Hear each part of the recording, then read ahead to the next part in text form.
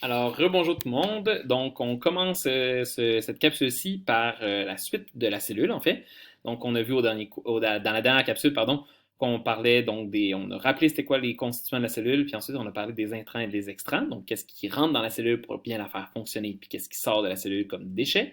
On a donc vu que la photosynthèse et la respiration cellulaire, ce sont deux principes qui sont inverses. Donc, ce qu'on crée dans la photosynthèse va nous être utile dans la respiration cellulaire, puis qu'est-ce qu'on crée dans la respiration cellulaire va nous être utile dans la photosynthèse. Donc, les plantes fonctionnent très bien comme ça, parce que le jour, elles créent ce qu'elles ont besoin la nuit, et la nuit, elles créent ce qu'elles ont besoin de jour.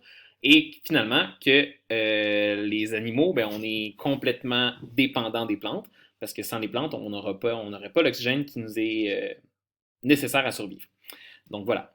Donc ça, c'était le rappel. Aujourd'hui, la capsule d'aujourd'hui va parler de comment notre cellule maintenant va faire pour équilibrer les choses à l'intérieur. Donc, qu'est-ce qui fait que, par exemple, l'oxygène ou le glucose va rentrer dans la cellule, puis qu'est-ce qui va faire qu'on va être capable de bien le faire rentrer, puis comment on va en faire rentrer la bonne quantité. Donc, il y a deux principes qui vont se produire pour pouvoir faire cet équilibre-là, et ces deux principes-là s'appellent la diffusion et l'osmose. On va commencer par parler de la diffusion, ensuite on va voir l'osmose. Donc, la diffusion, c'est un principe qui est quand même assez simple à comprendre. Vous allez, avec les images que je vais vous donner, vous allez comprendre assez facilement.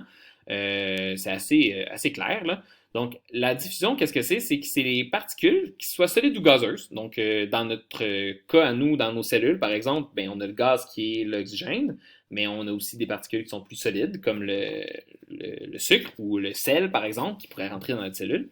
Donc, ils vont passer du milieu qui est le plus concentré vers le milieu qui est le moins concentré. Donc, à l'endroit où il y en a beaucoup, ben, par diffusion, ça va se diriger vers l'endroit où il n'y en a pas beaucoup. C'est un peu le même principe qu'une odeur. Si il y a une moufette qui est dans la cour devant moi et que cette moufette-là crache son genre d'urine, et cette urine-là, donc, ben, pas crache, parce qu'il ne fait pas par la bouche, mais donc évacue son genre d'urine, et cette urine-là que vous connaissez qui a une odeur très nauséabonde, ben, ce qui va se passer, c'est que autour de la moufette, au début, ça va être très, très, très, très concentré dans cette odeur-là. Et tranquillement, cette odeur-là va s'en aller et devenir de moins en moins concentrée, mais on va pouvoir la sentir de plus en plus loin.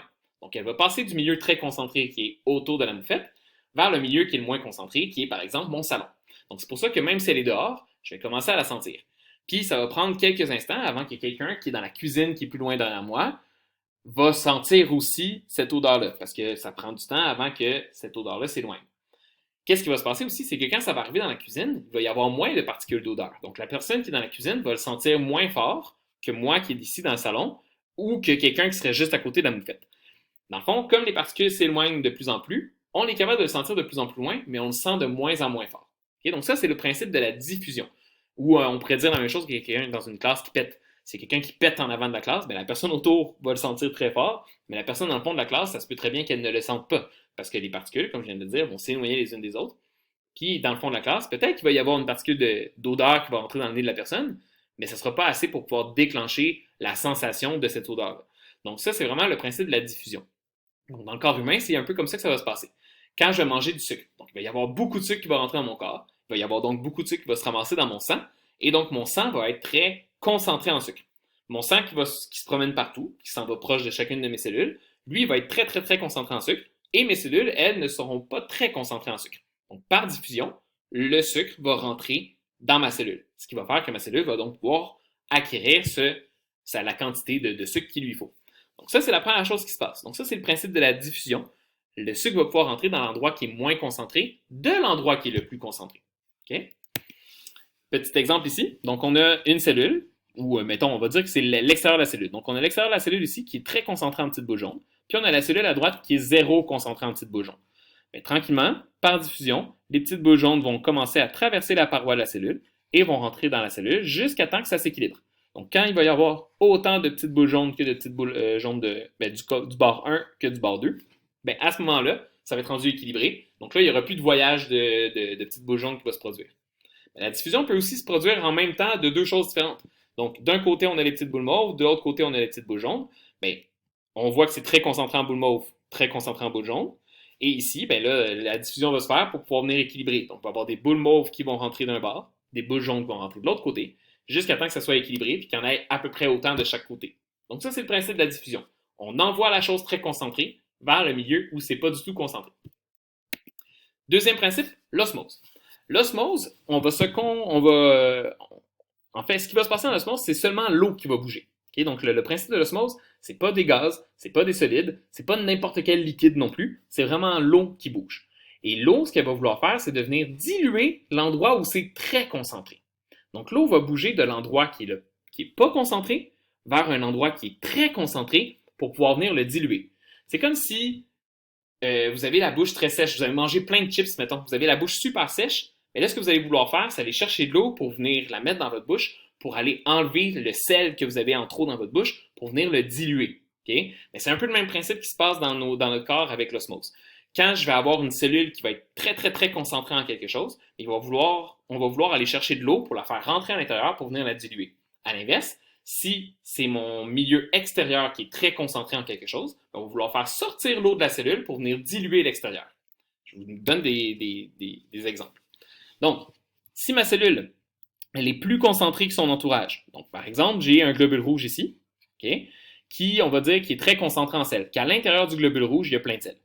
Mais l'eau va avoir tendance à entrer dans la cellule pour venir diluer l'intérieur du globule rouge, pour venir rétablir l'équilibre, pour que dans le fond, la concentration soit à peu près la même qu'à l'extérieur. Donc, il va y avoir de l'eau qui va rentrer à l'intérieur du globule rouge. Sauf que, dans certains cas, ce qui peut se produire, c'est qu'il y a trop d'eau qui rentre. S'il y a trop d'eau qui rentre, vous le voyez ici, on a un globule rouge qui a éclaté. Un globule rouge qui éclate, ça va amener des problèmes. Une cellule qui va éclater, ça va amener des problèmes. Et ça veut dire que l'équilibre s'est mal produit. Donc, il y a eu trop d'eau qui est rentrée, il n'y a pas eu assez de sel qui est sorti. Donc, il y a eu vraiment beaucoup d'eau. Puis là, la cellule, ben, elle a pris de l'eau, elle a pris de l'eau, elle a pris de l'eau, puis à un moment donné, elle n'était plus capable, pouf, elle éclate.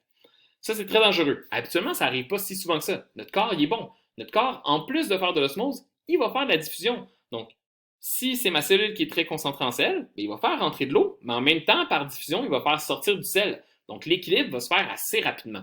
Mais dans certains cas, ça se peut que ça se passe pas bien, puis qu'il y ait trop d'eau qui rentre. Et là, ce qu'on voit, c'est justement une cellule qui va éclater. L'inverse aussi peut se produire. Donc, si la cellule elle est moins concentrée que son entourage, donc si, mettons, j'ai beaucoup de sel dans le sang, mais comme tel, mon globule rouge n'a pas beaucoup de sel à l'intérieur, donc il est moins concentré que le sang qui est autour. Donc, si ma cellule est moins concentrée que son entourage, l'eau va avoir tendance à sortir de la cellule pour aller diluer l'extérieur de la cellule. Ça aussi, ça peut se produire, puis c'est correct. Donc, dans le cas que le corps va bien gérer avec la diffusion en même temps, cet équilibre-là est normal. Sauf que, dans certains cas, comme on voit encore sur cette image-là, ça se peut que ça devienne trop intense, et là, les cellules vont commencer à ratatiner. Ils vont tellement sortir de l'eau que la cellule va ratatiner. Et ça, encore une fois, c'est pas super bien parce que ça peut tuer la cellule. Il nous faut toujours de l'eau à l'intérieur de nos cellules. Donc, si on sort trop d'eau, ça peut devenir dangereux. Donc, mais ça ici, là, les deux images que je vous ai montrées, c'est des cas extrêmes. Habituellement, le corps est très, très, très bon, gère l'équilibre en faisant de l'osmose et de la diffusion en même temps, puis tout se passe bien. Mais ça se peut dans des cas qui sont trop intenses que ça se passe mal. Petite expérience que vous allez pouvoir faire à la maison. Donc ça va être votre devoir pour cette capsule-ci. Votre devoir principal pour cette capsule-ci. Donc c'est de faire une petite expérience par rapport à l'osmose. Donc, ce que vous allez faire, ça va être l'osmose des patates. Il va vous falloir une patate. Si vous n'avez pas de patate à la maison, allez pas à l'épicerie dans ce contexte-ci pour aller acheter une patate. Attendez que vos parents aillent faire l'épicerie, puis demandez à vos parents, hey, quand tu vas aller faire l'épicerie pour notre vie, peux-tu acheter aussi une patate en même temps? Mais si vous n'avez pas de patate pour le moment, c'est pas si grave. Attendez de l'avoir. J'ai pas besoin que vous fassiez ce devoir-là immédiatement. Vous pourriez le faire dans 3 semaines, ça ne me dérange pas. Mais tant que vous avez une patate un jour, faites l'expérience. Donc, il vous faut une patate, il vous faut un couteau, une cuillère à soupe, une planche à découper pour pouvoir couper notre patate, une balance. Quand je parle d'une balance, je parle d'une balance à cuisine, pas d'un Pax personne que vous avez dans votre salle de bain. Donc, il vous faut une balance. Si vous n'avez pas de balance à cuisine, c'est pas si grave. Ça se fait très bien avec une règle. Donc, si vous avez une balance, vous allez prendre la masse de votre patate. Si vous avez une règle, vous allez prendre les mesures de votre patate.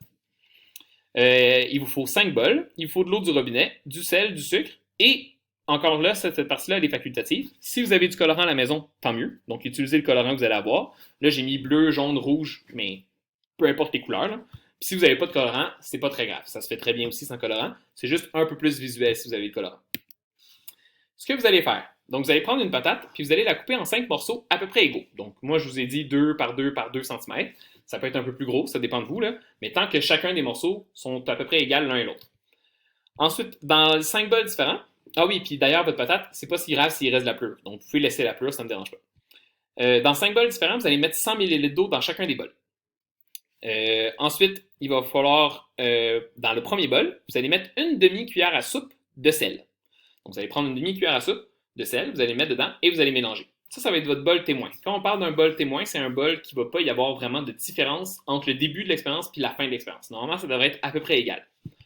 Ensuite, dans le deuxième bol, vous n'allez rien mettre d'autre que du colorant. Là, j'ai mis rouge, mais ça peut être le colorant que vous voulez. Vous n'allez rien mettre d'autre que du colorant. Donc, vous allez mettre un peu de colorant, vous mélangez et c'est tout. Dans le troisième bol, vous allez mettre 5 cuillères à soupe de sel. Donc ça, c'est vraiment beaucoup de sel pour la quantité d'eau. Vous allez mettre 5 cuillères à soupe de sel et 2 gouttes de colorant. Un autre colorant, une couleur différente que l'autre d'avant. Dans le quatrième bol, vous allez mettre une cuillère à soupe de sucre avec 2 gouttes de colorant. Encore une fois, un autre colorant que les deux autres. Et dans le cinquième bol, vous allez mettre 5 cuillères à soupe de sucre avec une goutte de colorant, 2 gouttes de colorant, encore une fois, de colorant différent, si vous en avez. Ensuite, l'autre chose que vous allez faire, premièrement, c'est que vous allez peser vos morceaux de patates. Donc, si vous avez une balance, comme je vous l'ai dit, vous pesez vos morceaux. Vous allez vous faire une feuille. Sur votre feuille, vous allez écrire, je vais vous le présenter tout de suite à l'instant, vous allez écrire patate 1, patate 2, patate 3, 1, 2, patate 3, etc. Là. 3. Et là, sous la patate, là, vous allez avoir pris la masse. Donc, patate 1, vous allez dire qu'elle pèse 2 grammes. Patate 2, elle pèse 2,5 grammes. Patate 3, elle pèse 2,8 grammes. Donc, vous allez mettre les masses de vos patates. Et là, vous allez faire ça comme ça. Donc, vous faites un genre de petit tableau. Encore une fois, c'est pas grave si vous ne faites pas un tableau ultra scientifique comme on fait en classe. Moi, c'est juste pour que vous ayez une idée de ce qui se passe. Donc, vous faites un petit tableau comme ça. Et là, dans la patate 1, elle va aller dans le bol 1. La patate 2 dans le bol 2, etc. Et là, une fois que vous allez avoir déposé vos morceaux de patates, vous allez attendre 24 heures. Pas besoin de le couvrir, vous laissez juste ça sous le coin d'un comptoir, puis vous laissez ça pendant 24 heures de temps. Après 24 heures, ce que vous allez faire, c'est que là, vous allez sortir vos patates, vous allez les éponger tranquillement. Je ne veux pas que vous pesez dessus pour sortir l'eau. Le but, c'est juste de les sécher un peu, mais à la limite, même, vous n'êtes pas obligé de les éponger. Faites juste les laisser sécher pendant 1 minute ou 2. Et là, ce que vous allez faire, c'est que vous allez noter l'apparence. Donc, sous patate 1, vous allez écrire l'apparence. Comme je vous l'ai dit, normalement, la patate 1, il ne devrait pas avoir tant de changements. Fait qu'on pourrait écrire 0 changement. Sous la patate 2, vous allez écrire ce qui va s'être passé. Donc là, vous allez noter l'apparence. Est-ce qu'elle est rendue plus grosse? Est-ce qu'elle est rendue plus petite? Est-ce qu'elle est plus dure? Est-ce qu'elle est plus molle? Est-ce qu'elle est ratatinée? Est-ce qu'elle a pris de la couleur? Donc, est-ce que le colorant s'est introduit à l'intérieur?